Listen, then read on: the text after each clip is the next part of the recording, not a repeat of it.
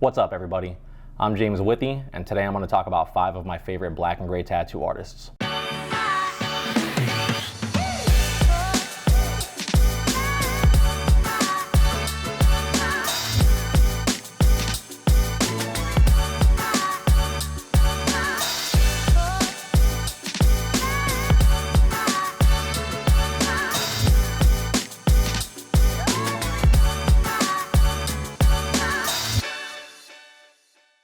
Alright, so some of you guys and girls might remember a while back I made a video where I talked about 5 of my favorite color realism tattooers.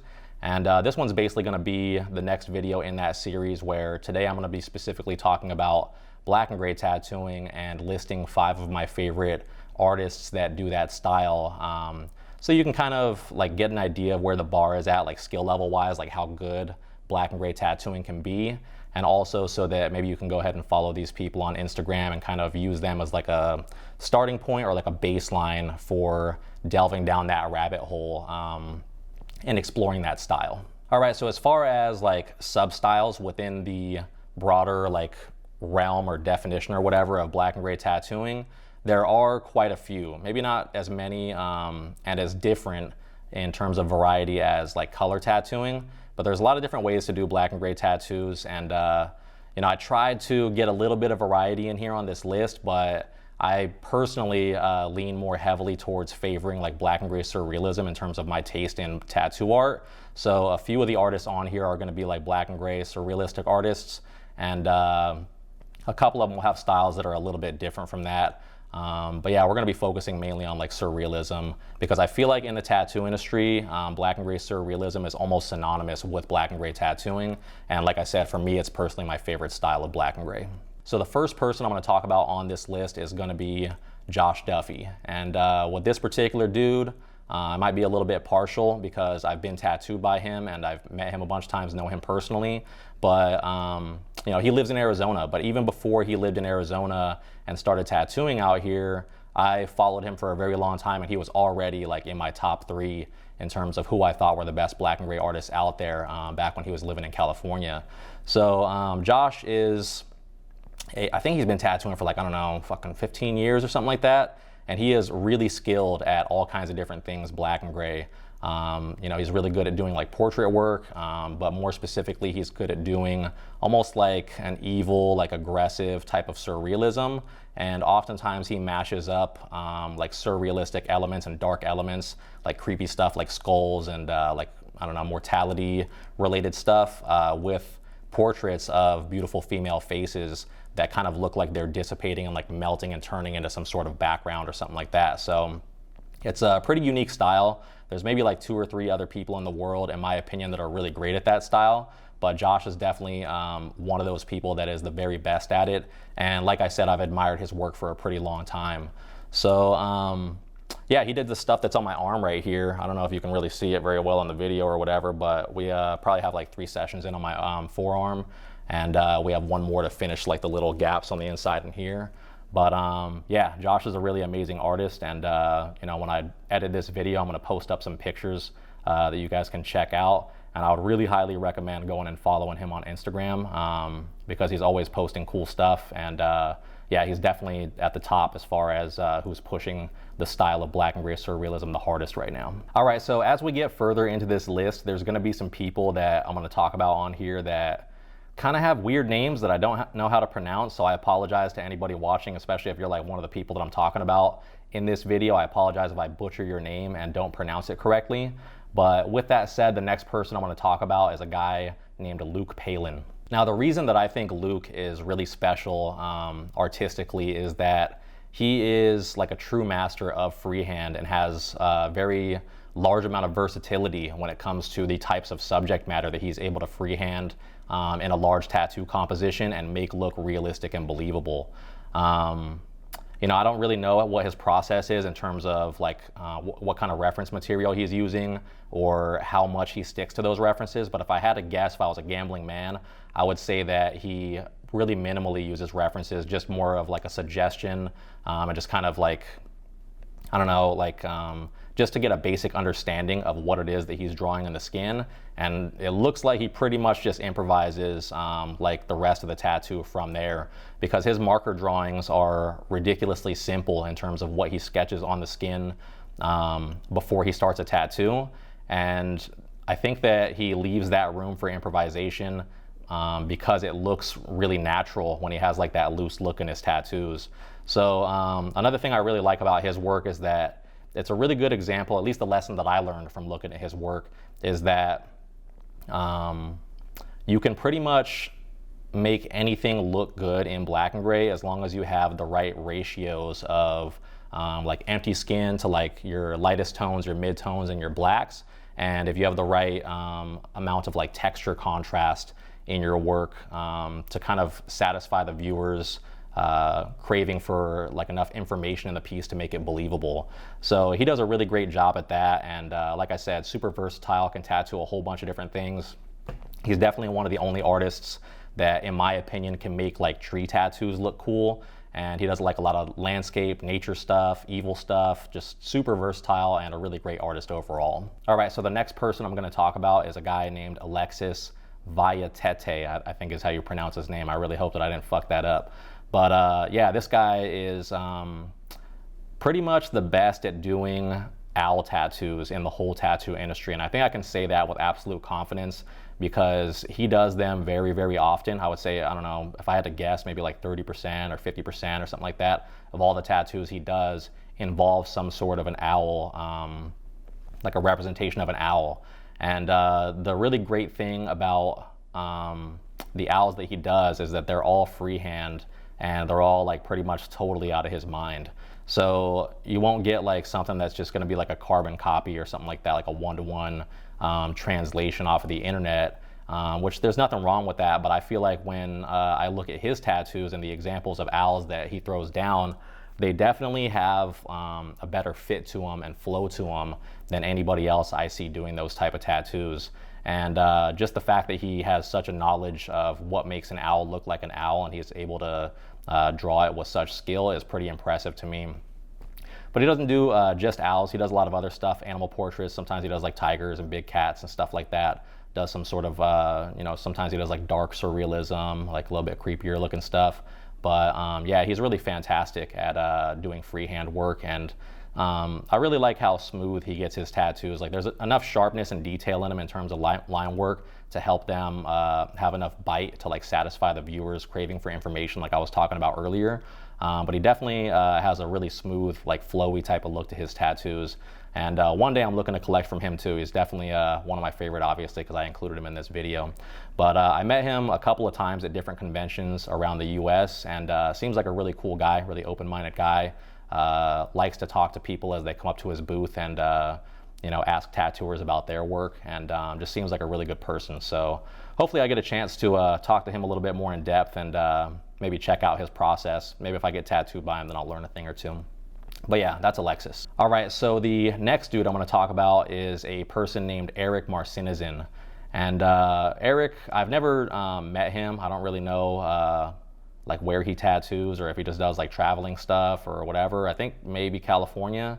Let me check. I mean, yeah, he's pretty much all over the place with the locations tagged in his posts. So like some of them are in like Philadelphia, some are in Los Angeles, some are in Bali, like whole different countries or whatever. But this guy is really dope because he does like this like Southern California, like ultra smooth, like almost like a cholo style or something like that, with like the billowing smoke and like a lot of like classical subject matter like roses, and he does like a lot of payasas and stuff like that, which is basically like a clown girl. And the reason I like his work a lot is because I feel like technically he might be the most skilled out of anybody that does that style, particularly that I've seen at least. So there's a lot of other artists that, you know, paved the way for him and definitely kind of like laid the foundation for what that style looks like today, such as like Jose Lopez or somebody like that. But definitely I feel like Eric is the one that's pushing it the hardest in terms of how good it looks. And hopefully I can collect from him one day too. I think his style is a little bit higher key, like it's a little bit lighter than a lot of the other tattooers that I've been worked on by. So I don't know whether or not it'll match unless I, get tattooed by him like in a whole like different area of my body, to where it doesn't necessarily have to blend in like in a gap or something where it might stand out how light it is compared to some of the other stuff, how high key it is. But definitely, if I have the opportunity, then I'll try to collect from him too. But yeah, that's Eric. All right, so the last person I'm going to talk about is a guy named Alex Sorza. So Alex Sorza, I believe works, man, let me check again. I think he works out of California.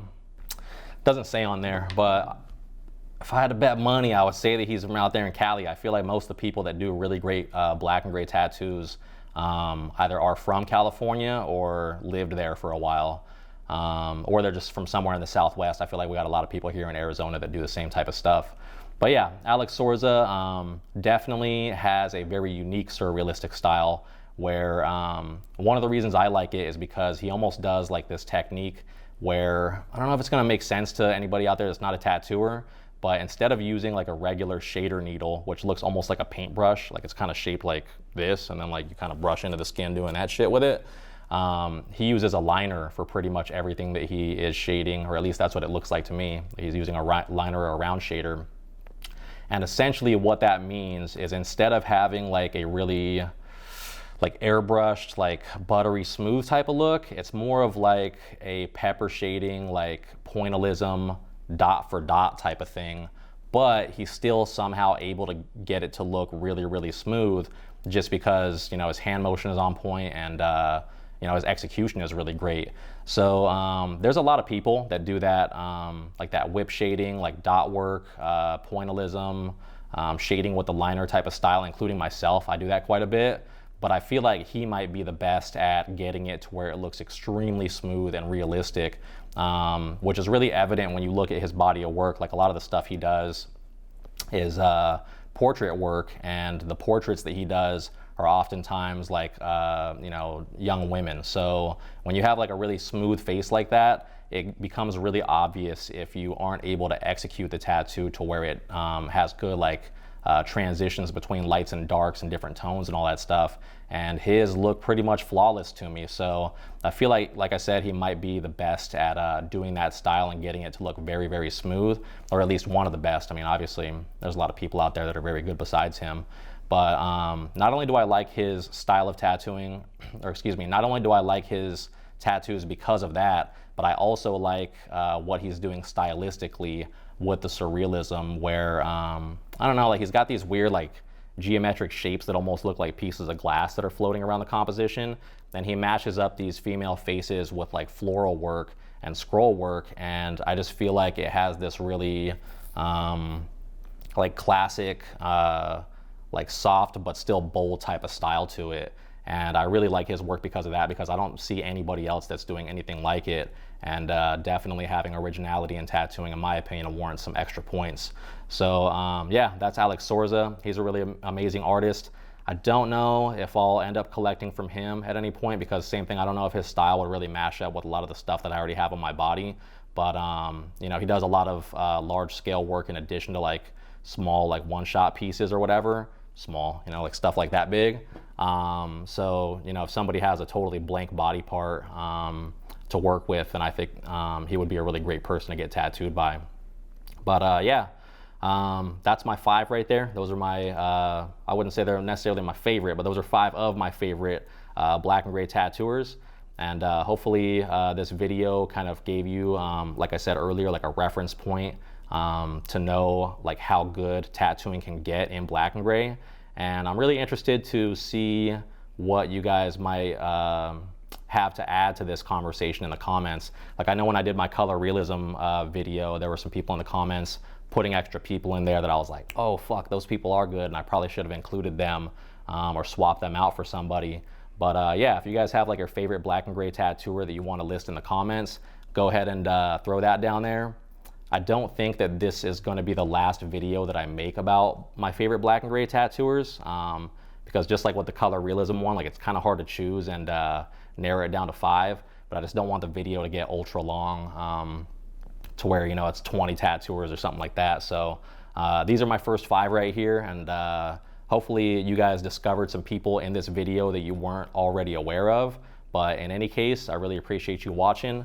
If you want to check out pictures of my tattoos, then just pop over to my Instagram. It's @JamesWithyTattoo, or you can go to my website. It's www.jameswithy.com. And if you want to get tattooed by me, there's a contact section on there that has a form that you can fill out, and we'll go ahead and try to get you taken care of. So have a nice day. Thanks for watching. Okay, so now that we're at the end, there is one more thing that I want to mention, and that's that this video is sponsored by Skillshare. Skillshare is an online learning community that has like thousands of different classes for creators, and it's a really great way to explore new skills and beef up your knowledge and ability in whatever creative endeavor you choose. The types of classes that you can take on Skillshare are really wide in variety, and they include stuff like freelancing, fine art, videography, filmmaking, all sorts of stuff. One of the classes specifically that I liked when I was looking through the Skillshare website was one called Start Drawing: Techniques for Pencil Portraits, taught by a person named Gabrielle Bricky. One thing I really liked about this course specifically was that she's really comprehensive in the way that she explains everything in terms of like how to draw a pencil portrait. So she covers like different materials you'll need to start the process, specific techniques that you might be using when you're drawing pencil portraits. And also one thing that I really liked was that she covered like the anatomy of the human face, which is super important if you want to be a good portrait artist, to like know where those anatomical landmarks are, so that you can kind of recognize them more easily when you're matching information from the reference to the actual art you're creating. So yeah, overall Skillshare is a really great learning tool regardless of your current level of skill, like whether or not you're a novice or whether or not you're intermediate or advanced. And you know, it's really great because there's no ads, and they're also constantly putting on like new material onto the website so that there are new classes for you to continue your learning. The first 1,000 people that click on the link in the description of this video are going to get a 1-month free trial membership of Skillshare. And yeah, go ahead and try it out and see if you like it. Hopefully you benefit from it. Thanks for watching.